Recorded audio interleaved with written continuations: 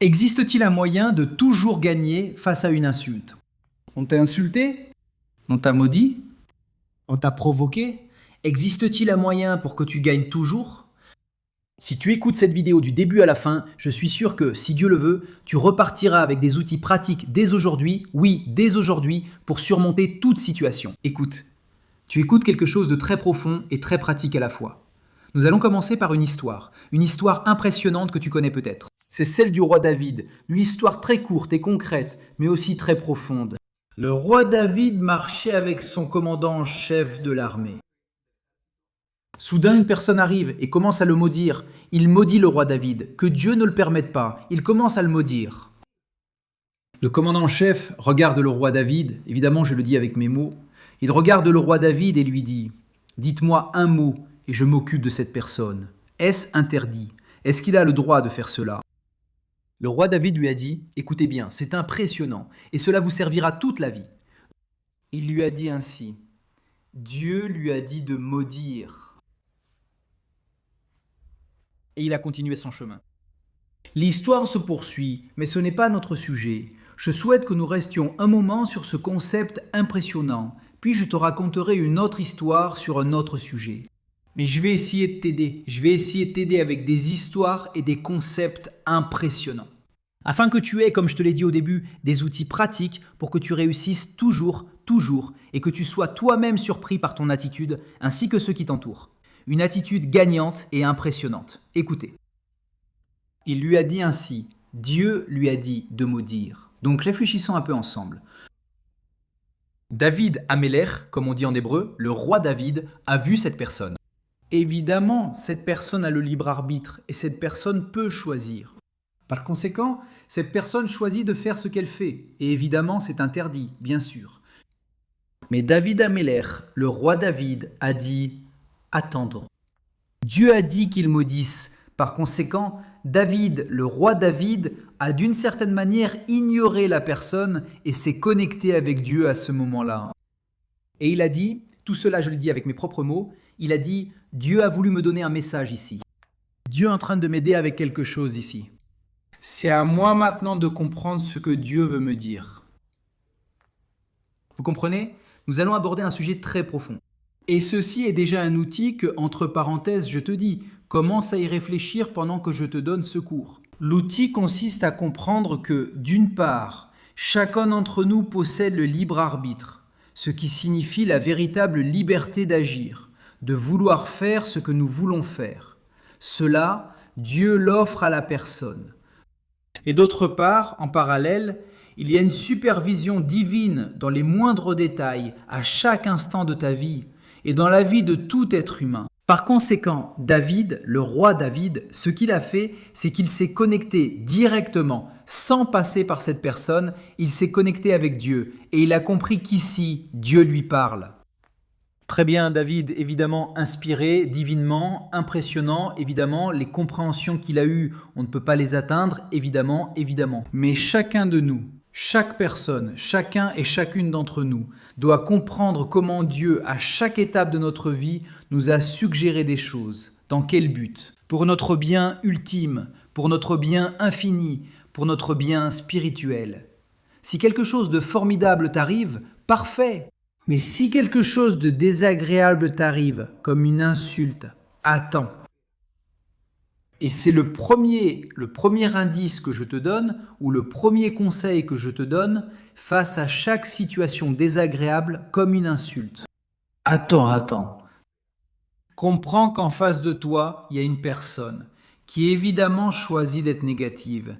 Mais maintenant, la balle, comme on dit, est dans ton camp.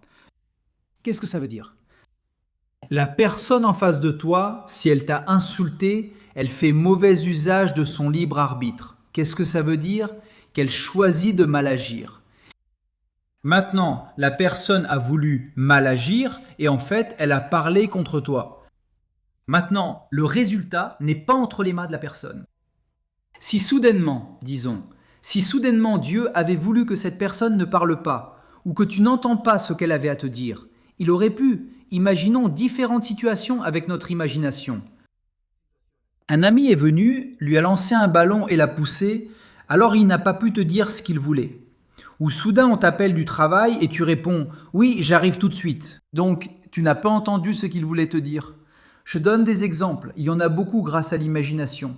C'est-à-dire, au moment où tu as entendu ce que cette personne t'a dit, si elle t'a insulté ou crié dessus ou quoi que ce soit, maintenant la balle est dans ton camp, comme le dit l'expression. C'est-à-dire, maintenant tu as le fil et la bride pour réagir. Et voici le secret. Voici le grand secret. Donc je te dis, tu peux toujours gagner. Toujours. En majuscule et souligné. Toujours. Si tu intègres ce que je vais te dire dans ce cours dans ta vie, tu vas d'abord te surprendre toi-même, puis tu vas surprendre les autres. Ils vont te voir comme quelqu'un, comme un ange dans ce monde. Et en fait, les cadeaux spirituels que tu vas obtenir en te taisant, là où tu pourrais dire quelque chose de négatif, nos sages expliquent que même les anges ne peuvent pas atteindre cette lumière cachée. On l'appelle en hébreu Or Aganouz. Or signifie lumière, Ganouz signifie caché. C'est une lumière cachée pour le dire avec nos mots. Ce sont comme des cadeaux spirituels qu'on ne pourrait pas payer dans ce monde, même avec des millions. Évidemment, dans ce monde, on peut payer des millions ou avoir une maison, une voiture, des choses de grande valeur matérielle. Mais au niveau spirituel, on ne peut rien saisir. Il y a des plaisirs spirituels. Et c'est pour cela que Dieu nous a créés. Dieu nous a créés pour nous donner des plaisirs, surtout, évidemment, des plaisirs spirituels. Évidemment, Dieu veut que nous ayons une bonne vie dans ce monde, au niveau matériel, bien sûr. Mais il faut savoir que nous sommes une âme et un corps. Dieu nous aime, évidemment, tels que nous sommes, âme et corps. Mais surtout, il veut donner à notre âme des cadeaux spirituels, dans ce monde et dans les mondes supérieurs. C'est pourquoi nos sages expliquent que Dieu, dans son amour infini pour nous, fait un cadeau à la personne. Chaque fois que quelqu'un lui fait quelque chose de négatif, l'insulte par exemple, lui crie dessus, la personne se tait, ne dit rien. Il reçoit une lumière spirituelle cachée que même les anges, des anges impressionnants, ne peuvent obtenir, ne peuvent atteindre. C'est le premier conseil que je te donne au niveau matériel et au niveau spirituel. Au niveau matériel, c'est de ne pas parler, de s'arrêter et d'utiliser ta liberté de vivre. Spirituellement, Dieu offre ce cadeau à chacun qui pourrait parler, mais s'abstient. Nos sages expliquent qu'on devrait s'imaginer avoir la bouche pleine d'eau. Au moment où l'on pourrait répondre négativement, c'est comme si on avait la bouche pleine d'eau et qu'on ne pouvait pas parler. Une autre chose impressionnante expliquée par l'un de nos grands sages.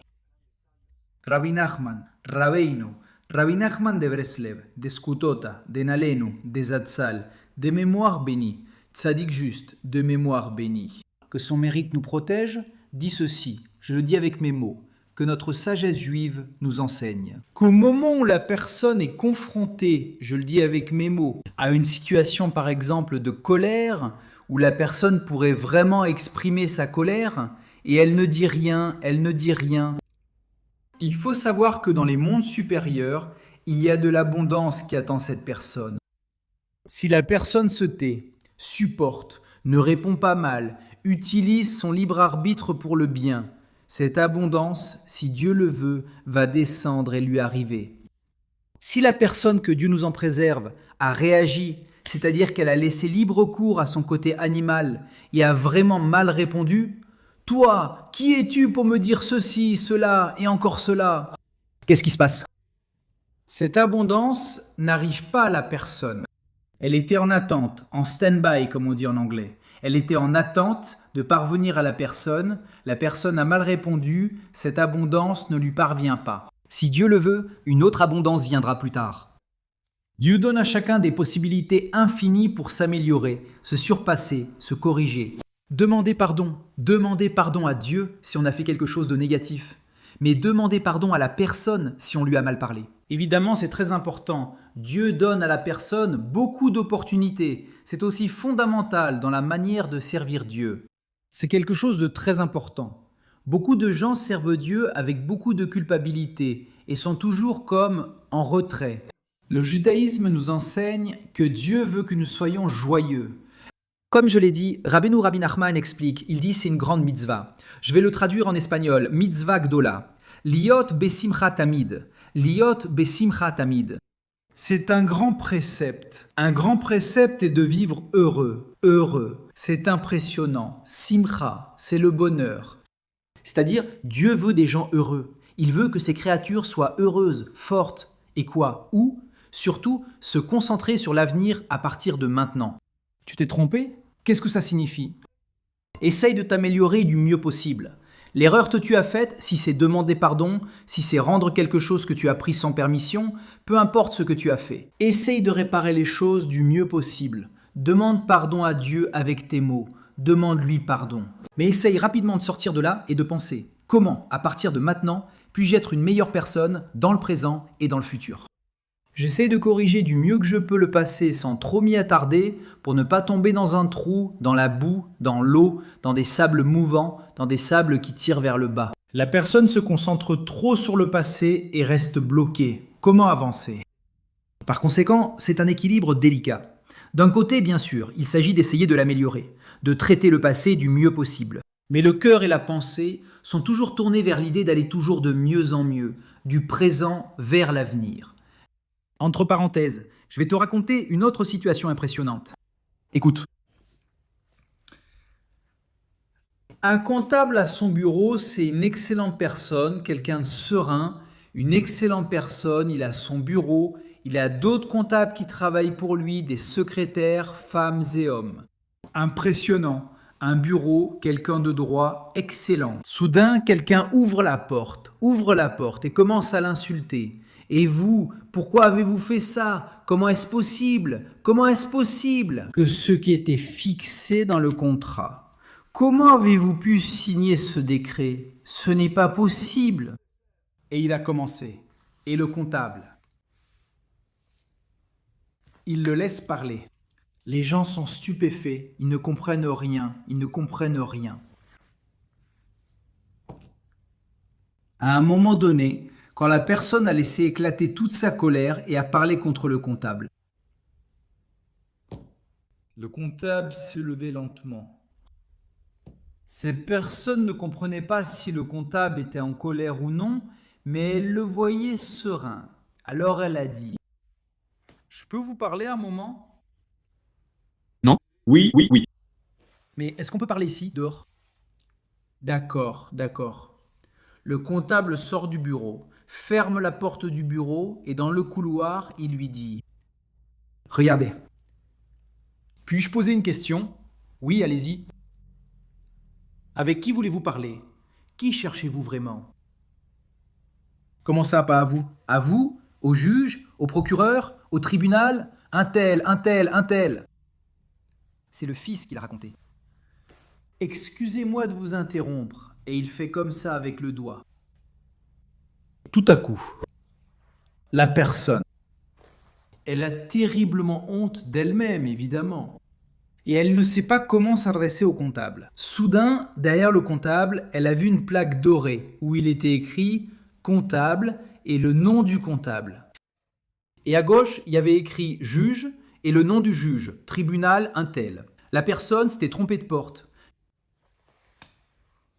Elle a insulté le comptable à cause d'un décret que le juge d'à côté avait pris. Évidemment, on ne peut pas parler ainsi à un juge, bien sûr. Mais la personne s'était trompée. Maintenant, le comptable était quelqu'un de très perspicace et sensible. Il a compris quand cette personne a commencé à parler qu'elle s'était trompée. Et qu'a-t-il fait? D'abord, il s'est tu. Il aurait pu dire « Pourquoi parlez-vous de cette façon ?» Même calmement. Il aurait pu répliquer « Qui êtes-vous pour me crier dessus? Je ne vous ai rien fait, rien du tout. Qui cherchez-vous » Cela aurait pu être pareil. Et avec plusieurs personnes autour, écoutant le dialogue. Qu'a fait le comptable? Il a d'abord compris son erreur. Évidemment, ce n'est pas facile de recevoir une insulte et un cri, ou plusieurs cris, même à tort, comme dans ce cas. Le comptable d'abord a compris que la personne en face de lui avait tort, tant dans son attitude, car ce n'est pas un endroit pour crier, que dans la direction. Elle s'adressait à la mauvaise personne. Ensuite, quelle sensibilité a-t-il eu? Il s'est dit, si je lui dis ça devant tout mon personnel, je vais d'une certaine manière l'embarrasser en public. C'est quelque chose que nos sages juifs expliquent, que c'est quelque chose de très très grave. Humilier quelqu'un en public, évidemment de manière négative, pas dans ce cas où cela pourrait être quelque chose de plus délicat. Dire à quelqu'un « et toi ceci, et toi tu vois » est très grave, comme l'a fait cette personne en lui criant dessus en public. C'est quelque chose de très très effrayant sur le plan spirituel. Et sur le plan matériel concret, on peut vraiment briser psychologiquement la personne en face de soi. Cela dit entre parenthèses. Maintenant, il n'a pas voulu l'humilier. Par conséquent, il est sorti du bureau, il a laissé lui parler, il l'a rassuré d'une certaine manière, puis ensuite il lui a dit qu'il s'était trompé. Évidemment, je suis sûr que ce qui s'est passé a aussi rassuré la personne. Sûrement, il n'a pas parlé au juge en criant. Sûrement cette personne s'est ressaisie. Peut-être n'est-il pas allé voir le juge et est rentré chez lui. Ici, nous voyons quelque chose d'impressionnant. C'est un principe spirituel impressionnant que je veux t'offrir. C'est un cadeau. Si tu vis ainsi, tu gagnes toujours. Comme je te l'ai dit, tu vas être surpris, tout comme ceux qui t'entourent. Le sujet est le suivant. Je vais te raconter une histoire pour expliquer le sujet. J'ai entendu un grand rabbin impressionnant qui a parlé à des prisonniers en prison. Ce qu'il leur a dit m'a vraiment marqué. Qu'est-ce qu'il leur a dit ? Je veux dire, c'est une conversation, mais il y a quelque chose que je veux te dire. Il lui a dit comme ça. Vous pouvez être ici, à l'intérieur de la prison, comme des gens pauvres, dont les parents, dans leur enfance, leur ont fait ceci, leur ont dit cela. Vous avez vécu dans un quartier pauvre, avec des gens criminels. À l'école, vous avez été victime d'intimidation, et ceci et cela. Je le dis avec mes propres mots. Et tout cela, et avoir le sentiment d'être des pauvres gens qui sont arrivés en prison à cause de tous ceux qui vous entouraient, sauf vous-même. Quand vos enfants viendront vous rendre visite, souvent ce sont des pères de famille, vos enfants, vos époux. Amigos. Amis, changez de perspective. Qu'est-ce que cela signifie ? Au lieu de vous dire, surtout à vous-même, « Oh, le pauvre que je suis !» Tout ce qu'ils m'ont fait de mal, tout ce qu'ils m'ont dit de méchant, le harcèlement que j'ai subi, les insultes que j'ai reçues. Et ceci et cela, commencez à penser, commencez à réfléchir à ce que je peux faire pour les autres. En anglais, on dirait comme ça, alors que ceci, c'est en espagnol. Mais le mot, c'est que, au lieu d'être needy dans le besoin, au lieu d'être needy d'avoir besoin des autres, il faut devenir needed, c'est-à-dire que les gens aient besoin de toi. Au lieu d'être quelqu'un dans le besoin, un pauvre malheureux, de se sentir dans le besoin, il faut devenir needed, c'est-à-dire que les gens aient besoin de toi. Les enfants ont besoin que leur père soit un bon père, un modèle, un exemple à suivre, comme on dit en anglais, un role model, un modèle. C'est-à-dire, c'est vrai, leur père est en prison, mais il leur enseigne l'éthique, il peut leur expliquer « je me suis trompé ici, je me suis trompé là, je veux m'améliorer, je fais ceci ». Le rabbin a dit « connaître quelqu'un qui a passé environ 8 ans en prison a enseigné sans cesse au père ». Il a dit que c'était quelqu'un, évidemment, manifestement quelqu'un de sage, je ne sais pas exactement quoi, mais le rabbin le connaît, et qu'a-t-il raconté ? Cet homme enseigne aux autres. Il aurait pu dire « on m'a fait ceci, on m'a fait cela » et se sentir comme une victime. Non, cette personne a décidé d'aider les autres grâce à la sagesse, d'enseigner, d'être un enseignant. C'est-à-dire, chez la personne, comme l'a dit le rabbin, que le père peut dire « non mais je ne peux pas aller à un match de baseball ou autre avec mes enfants ».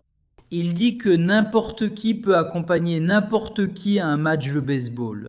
Ça ne fait pas de toi un père. Qu'est-ce qui fait de toi un père ? Éduquer tes enfants. Aujourd'hui, tu es ici. Si Dieu le veut, demain tu seras chez toi. Mais aujourd'hui, tu peux les éduquer d'où tu es, apprendre là où tu es et être un modèle d'éthique. Et si tu te trompes, cela t'enseigne aussi. Par conséquent, il faut savoir, comme l'a expliqué le rabbin au détenu, que l'erreur d'une personne ne réside pas dans ce qui s'est passé, mais dans ce qu'elle a voulu faire. Et cela nous ramène au début, lorsque David, le roi David, dit « Dieu lui a dit de maudire », c'est-à-dire que la personne a mal utilisé son libre arbitre. Il a voulu le maudire, mais en le faisant, ses paroles étaient, comme on dit en hébreu, « Ratson Hashem », la volonté de Dieu. Et c'est pour mon bien, c'est pour mon bien. Il faut savoir que nos sages juifs expliquent que les insultes aussi purifient la personne, elles lui donnent de l'humilité. Par conséquent, chaque événement qui t'arrive peut t'emmener le même événement vers un endroit négatif, se poser en victime, devenir quelqu'un de dépendant qui a besoin des autres, ou te transformer en quelqu'un de noble qui s'élève, que cet événement t'élève, que tu apprennes, que tu comprennes, tu te transformes au-dessus des anges. Par conséquent, pour résumer tout ce dont nous avons parlé, il faut d'abord comprendre que face à une insulte, comme je te l'ai dit, on t'a lancé la balle est dans tes mains. De la même manière que quelqu'un qui tire une flèche, la personne qui tire, qui a eu la permission, tire une flèche, vouloir tirer la flèche, cela dépendait du libre arbitre de la personne. Mais si la flèche va quitter l'arc et où elle va arriver, c'est Dieu qui le décide. Dieu décide. Les résultats ne sont pas entre nos mains. Les résultats ne sont pas entre nos mains. Comme nous l'avons dit, si Dieu offre à l'être humain le libre arbitre, la possibilité de choisir, c'est un cadeau incroyable. Par conséquent, Dieu amène l'être humain dans ce monde, il t'amène ici avec un amour infini et une confiance en toi. Dans ce monde matériel, le plus bas de tous les mondes, afin que tu le corriges et que tu élèves ce monde si inférieur, le plus inférieur, au-dessus de tous les mondes des anges, comme nous l'avons dit, au-dessus des anges. Les anges n'ont pas de libre arbitre, ils n'ont pas un ange qui les insulte et face auquel ils doivent se maîtriser. Non, l'ange accomplit directement la volonté de Dieu sans inclination vers le mal. Il n'a pas d'âme ni de corps. L'ange est une force divine avec un grand F, un ange. Dieu est une force. Dieu est le Créateur tout-puissant qui fait la volonté de Dieu. Mais toi, tu as la possibilité de transformer le monde de Dieu. C'est pour cela que Dieu crée le monde. Pour que nous le transformions pour le bien, que nous le corrigions, comme on dit en hébreu, tikkun olam, la réparation du monde. Faisons une demeure pour Dieu dans ce monde si bas, ce qui est impressionnant. On dit en hébreu dira batartonim. Qu'est-ce que dira batartonim? Pourquoi Dieu a-t-il créé le monde? Pour avoir une demeure dans les mondes les plus inférieurs, c'est-à-dire ce monde, notre monde. Bienvenue dans le monde de Dieu, dans cette création qui est la plus basse et aussi en potentiel la plus élevée. C'est impressionnant. Et comme je te l'ai dit, Dieu t'aime, il te crée à chaque instant, il a confiance en toi. Nous les Juifs, disons la première phrase de 12 mots quand nous nous levons. Nous nous levons pour ouvrir les yeux. Nous disons, nous remercions Dieu. Je le dis avec mes mots. Pour l'âme qui nous a renouvelés, après un sommeil qui nous a ressourcés, et pour la nouvelle âme qu'il nous a donnée. Et ensuite, nous terminons en hébreu par deux mots. Rabba, emunatecha, grande est ta emuna, grande est ta foi, grande est la fidélité de Dieu envers moi. Je l'ai dit avec mes mots, c'est-à-dire que nous remercions Dieu pour la foi que Dieu a en nous. En réalité, on pense que la foi en Dieu va de bas en haut. On a foi en Dieu, bien sûr, on a foi en Dieu, on parle d'emuna, de bitachon, mais c'est une foi vivante. Quel Dieu? Bitaon, on vit la Torah, on étudie la Torah juive, la Torah orthodoxe juive, la loi juive. Bien sûr, les rabbins orthodoxes juifs nous enseignent comment comprendre la Torah sous toutes ses formes. C'est comme un diamant, il faut voir à chaque fois, à chaque endroit, comment comprendre la Torah selon la situation. Impressionnant, c'est une mer de sagesse. Qui est la volonté de Dieu dans ce monde? Et ça, c'est un aspect. L'autre aspect, c'est comment j'utilise mon libre arbitre, pour quoi faire? Pour transformer ce monde si bas en une demeure pour Dieu, c'est impressionnant, une demeure, comme il est dit. La portion de la Torah de Hazuli Mikdash, se trouve dans la parashat Teruma, la portion Teruma. Quand les Juifs apportaient des offrandes et donnaient essentiellement de leurs biens au tabernacle, le tabernacle dans le désert, après être sortis d'Égypte, la parashat Teruma, la portion Teruma, dit ainsi.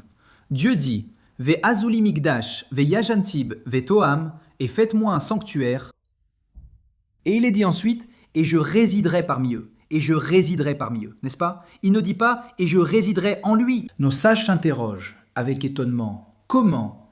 Et je ne résiderai pas en lui. Quand cela survient dans la Torah, c'est un clin d'œil de Dieu. Ce qui est impressionnant, c'est la question « Dieu va-t-il résider dans le tabernacle ?» Bien sûr, il y réside, dans le Saint-Temple.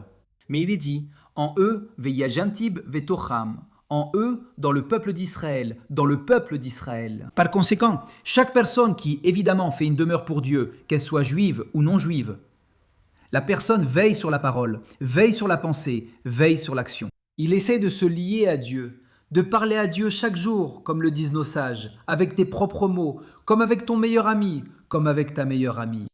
Parle avec Dieu dans des moments calmes, dans des endroits tranquilles, où personne ne te dérange, parle avec Dieu. Dieu écoute, demande conseil au Créateur de tout. C'est pour ça qu'il t'aime et qu'il a confiance en toi. Comme nous l'avons dit, il a confiance en toi, grande est ta fidélité. Il a confiance en toi, il te fait confiance. Mais ce qu'il te demande, évidemment, c'est que tu fasses sa volonté.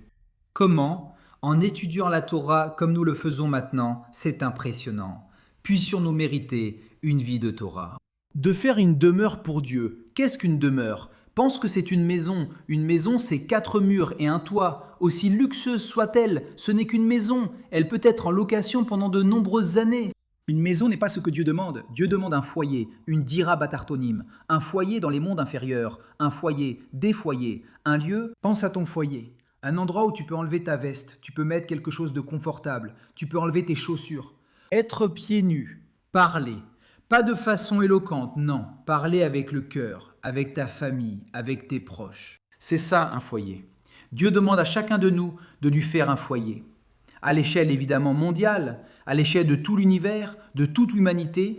Aussi au niveau du peuple d'Israël, au niveau de chaque famille, évidemment au niveau personnel. Ton cœur, c'est comme un sanctuaire. Ton cœur, ta bouche, tes yeux, ta pensée, ta façon d'agir, la pensée pour l'action. En accomplissant la volonté de Dieu, tu lui donnes une place et bâtis sa demeure. Pense, 2 personnes qui disent « Je suis rentré à la maison, que Dieu ne le permette pas ». Mais l'homme dit « Je suis rentré à la maison, qu'est-ce que tu m'as préparé ?» Et la femme dit « Et moi, je suis à la maison, qu'est-ce que tu as apporté ?» C'est-à-dire chacun prend beaucoup de place. Il y a au milieu une place pour que la Shekhinah, la présence divine, réside. Pense, chacun prend beaucoup de place, mais si chacun est humble et dit « Je suis rentré à la maison, en quoi puis-je aider ?» La femme dit « J'ai préparé ton dîner préféré, pour toi et les enfants. Nous avons des invités, si Dieu veut. » C'est impressionnant. Puis elle demande « Puis-je t'aider ? Comment s'est passée ta journée au travail ? Veux-tu que je t'apporte tes chaussons pour que tu sois plus à l'aise ? Oui, je t'ai apporté des fleurs, ceci, cela, chacun laisse de la place à l'autre. Le space en anglais, il donne de l'espace à l'autre, il lui donne sa place. Et ce foyer offre beaucoup d'espace pour que la présence divine, la Shekhinah, réside. Donc pour revenir au début, au milieu et à la fin de notre cours, cher cours, il faut comprendre quelque chose de très impressionnant. Que si quelqu'un comprend vraiment tout ce que je suis en train de te dire, face à n'importe quelle insulte, face à n'importe quelle situation, comme on dit en hébreu, l'oneima, pas agréable que tu rencontres, si tu te souviens de tout cela et que tu le révises, ce cours que je t'ai donné, tu le révises, tu l'écoutes à nouveau, tu prends des notes même, tu le révises et tu fais face à cette situation. Tu es armé ou armé de très très très nombreuses armes spirituelles impressionnantes. Et aussi des conseils concrets que je t'ai donnés, comme ne pas te taire, même de façon métaphorique, comme si tu avais de l'eau dans la bouche. Pense à tous les conseils que je t'ai donnés. Spirituellement, à tout niveau, c'est impressionnant. Un cadeau incroyable dont je viens de me souvenir, grâce à Dieu. Toda Shechet Bechashemo. Il faut savoir, il y a un principe spirituel impressionnant qui dit ceci.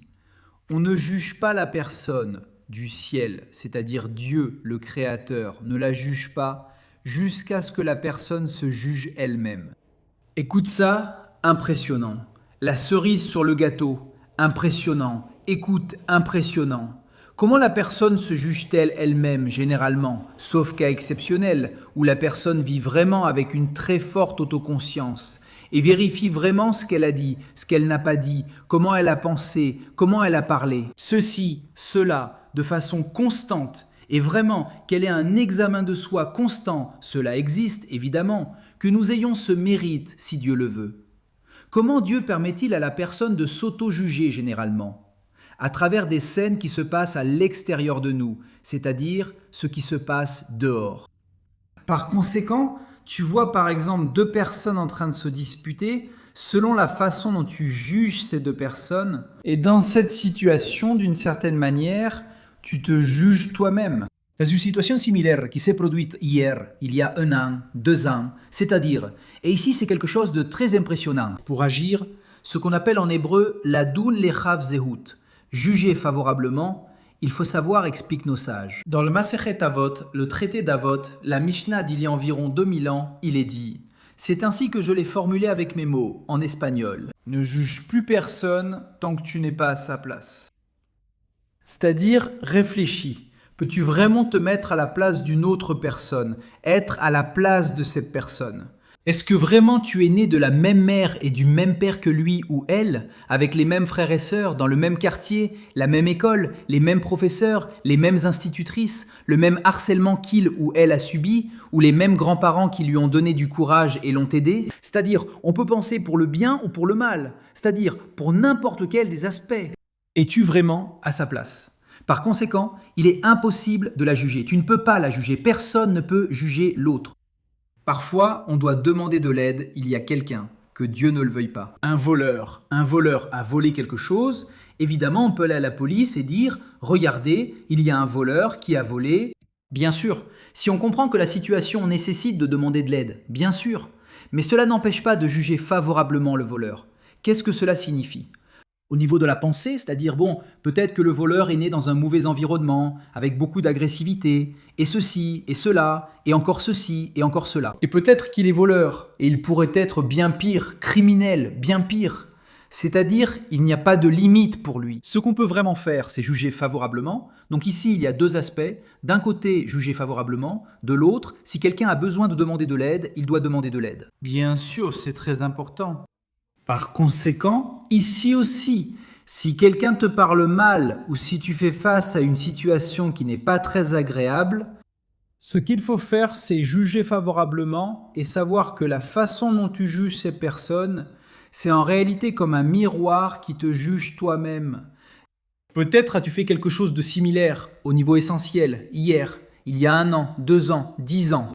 C'est impressionnant d'avoir le mérite de tout ce que je t'ai dit. Être conscient et servir Dieu, le Créateur Tout-Puissant, avec beaucoup de joie et un bon cœur, nous relier à Dieu, parler à Dieu, demander l'avis constamment au Créateur Tout-Puissant, qui, comme nous l'avons dit, t'aime, a confiance en toi et attend le meilleur de toi. Et il sait que tu peux vraiment accomplir ta mission dans la vie. Connecte-toi avec Dieu, le Créateur, demande-lui de te guider, que tout se passe avec beaucoup de succès et de bénédiction.